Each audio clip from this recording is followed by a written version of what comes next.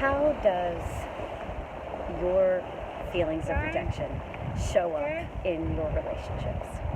Hi, I'm Dr. Catalina Lawson, and today I want us to begin to talk about how feelings of rejections really get triggered in our relationships. And today I'm going to focus mostly on intimate relationships, but this really is all relationships, because these feelings of rejection often are triggered by our core beliefs and something that maybe happened, it's been around a long time, these core beliefs, and we have natural reactions. So when we get triggered, we just have automatic natural reactions that are all just strategies to protect ourselves. So how does your feelings of rejection show up in your relationship? Oftentimes, it's these everyday letdowns, disappointments that can accumulate, fester, and lead to resentment, sadness, anger.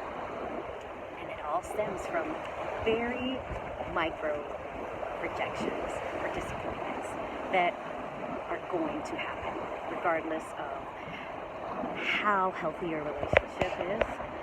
The reality is that we all are going to get rejected at some point or another. So, how does it show up in your relationship? Oftentimes, it can be something like where you were supposed to meet your partner, and maybe they were 30 minutes late. That triggers a sense of rejection right there. You weren't, and often this comes with feelings of, or thoughts of, they don't prioritize me, they didn't set enough time away from me, they don't think, whatever it is about you. Unfortunately, when we have these feelings of rejection, we tend to really start with the I statements. I'm not this, I'm to this, I'm not enough of this. And we start to really berate ourselves when we feel rejection. Rejection really, it feeds on self-beratement and self-ridicule and basically keeping yourself swimming in shit. Your body likes that. It's gotten used to it. Again, because that reaction of when you feel rejected and that associated thought has become your go-to because it's become safe. It's become a strategy that your body has become accustomed to when it feels rejected, thinking, okay, if I do this, at least I'll be okay. It's not comfortable, but that's just the reality. These are all just habits. It's habits of how your brain actually just starts thinking and thinking and thinking, okay? So I say all of that for you to keep in mind that oftentimes these feelings of rejection get triggered amongst the littlest things. And oftentimes you're called, you're totally overreacting, or what's wrong? Oftentimes you might feel minimized. But the reality is that our bodies don't begin to discriminate between what's big or what's little, unfortunately, because again, all it's wanting to do is once it's triggered, it's trying to protect you.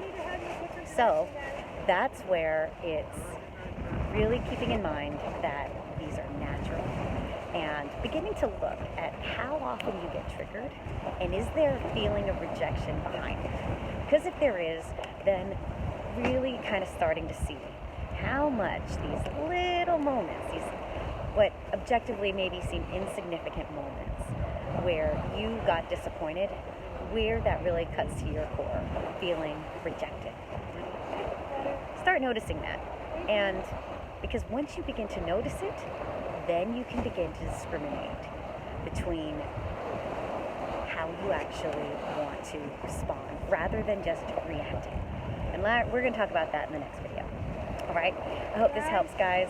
Feel free to send me any questions or comments and follow me on Instagram or YouTube and subscribe.